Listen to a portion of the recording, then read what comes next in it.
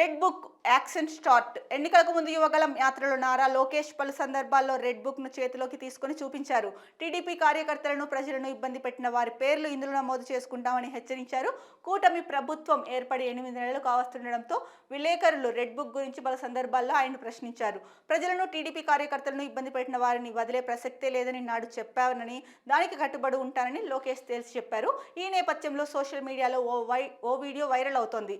కారులో ప్రయాణిస్తున్న ఓ వ్యక్తి రెడ్ బుక్ ను చూపుతున్నాడు.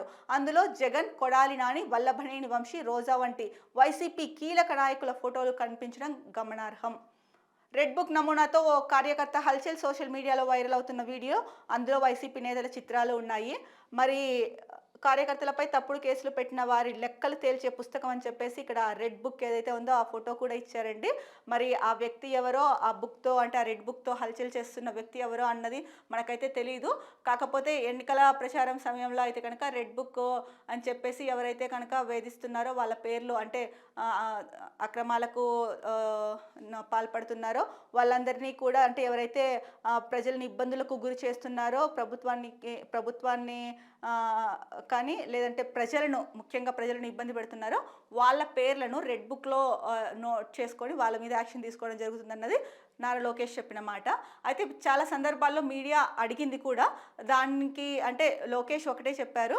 అంటే ఎవరైతే ఉన్నారో వాళ్ళ మీద అయితే కనుక నేను నా మాటకు కట్టుబడి ఉన్నా, వాళ్ళ మీద చర్యలు తీసుకుంటామని చెప్పారు. కానీ అంతకన్నా మించి ఎక్కువ అయితే కనుక ఏం మాట్లాడలేదు అన్నది ఇక్కడ వార్తలో ఇచ్చారు. కాకపోతే ఇక్కడ గమనించాల్సిన విషయం, ఆ రెడ్ బుక్తో ఒక వ్యక్తి హల్చల్ చేశారు. ఆ వ్యక్తి ఎవరో తెలీదు.